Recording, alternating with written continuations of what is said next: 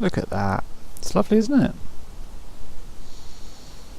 So this is kind of a different one, different kind of video to normal. So, hello everyone, Tom Morgan here from thoughtstuff.co.uk, and doing something a little bit different because I've had the opportunity over the past couple of weeks to have a play with two new devices, so the Surface Pro LTE and the Surface Go.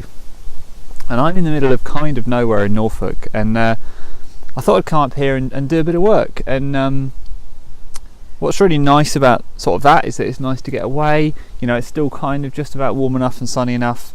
There might be some wind noise in this video, for which I apologise, but it's kind of worth it because look at this, it's lovely, isn't it?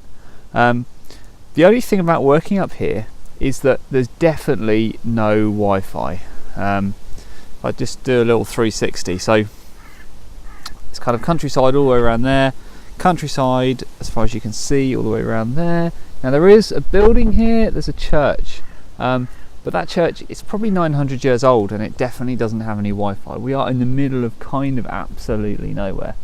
And I'm going to go for a little walk in a minute as well, but so definitely you're not going to have Wi-Fi here.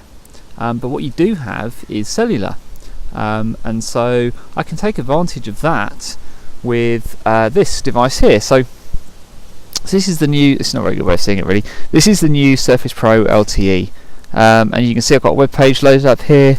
I can do work on this. Now this isn't a real kind of proper review of the unit because like I'm not best placed to do that kind of thing. If you want to know about the specs and kind of what it's like, battery life and stuff, there's a million other people doing reviews. What I wanted to highlight is actually the value of having a Pro that is LTE.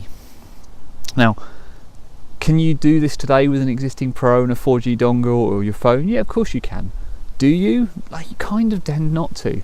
Like, there's something about with the LTE, it's got an eSIM in it, so you don't even go and buy an actual SIM. There's an eSIM already in there. You know, there's partnerships with US, UK kind of providers. You can set it all up and get going. What it means is your Pro's always connected, and that actually does kind of change how you think about it. You're not always kind of thinking about where the Wi-Fi spots are and stuff like that, and it gives you that freedom to come up, you know, places like this and just do a little bit of work outside, which is really nice. It's really good for your head. It's nice just to get out and about. So for me, like having LTE in a Pro is actually a really big deal. It's a way bigger deal than I thought it was going to be. It does change how you think about how you use these devices. So it's a kind of a definite positive for me. So I definitely recommend, you know, have a think about it. If you think, you know, you'd never use like an LTE chip, then I'd say give it another thought. You know, we've got 4G now, 5G is coming down the line. You know, that's going to make quite a big difference, the speeds of 5G, and it's just going to kind of be everywhere. And it's a real untethering. You know, the battery life on this Pro is kind of good enough. You can get out and about for, you know, 4 or 5 hours at a time, you know, so you can really go out, do a bit of walking, do a bit of work. You can be responsive. You've got, like, it's a Pro, like it's a top of the range. I've used a Pro for the last 2-3 years now as my daily driver, so it's good enough for Visual Studio, it's good enough for SQL Server, it's good enough for, you know, all the business tools that I use. For me it's really good. I really like it. Alright, so that was the Pro. I'm just going to pop that away, and I'm going to talk about something else as well which I've got. But to do that, I'm just going to zipper up my rucksack because I do apologise for the kind of unedited version of this video, but I think it kind of keeping it real, as the kids would say. The other thing I want to talk to you about is this. So this is the Surface Go, and think of a Pro but in a smaller form factor. You know, it's kind of like iPad style form factor. And for me that's really interesting. So I was at Future Decoded yesterday, spent the day down at Future Decoded. That was really interesting. And what was it? The thing is, things about conferences, you walk around a lot and it's tiring. And I've always thought before, wouldn't it be good to take sort of like an iPad, iPhone, something like that, like an iPad rather than your whole laptop to a conference, because then it's got most of the stuff you need in it. And you can kind of reference, you know, if you talk to customers, you can reference information, you've got all the stuff in. The trouble is, it's that 10% of the time when you really need your full thing, your full laptop, because either you need to look something up that you weren't expecting to look up, or maybe it's just that something terrible happened at work and you need to kind of quickly jump on, you need to reference something, you know, provide some information back to your colleagues. You do sort of need like a real computer, and that's always prevented me from taking something like an iPad. Now this is interesting because this is a real computer, but it's much smaller, and that's a real interesting one for me. I used it all day yesterday at the conference and I really like it. For me it's good enough. I like it. It works out really well. I'm gonna stop and turn around because there's a bull. I'm not very good with bulls, and I'm not sure if bulls are very good with me. So I'm just going to just do 180 here and start to walk back up the hill. Yes, I think he's all right, but you don't want to find out, do you?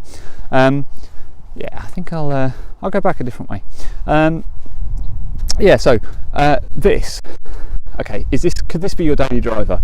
I guess probably not. Like spec-wise, it's not as good as the Pro devices. I think it maxes out at 8 gig RAM, so like you wouldn't want to use it every day as your daily machine.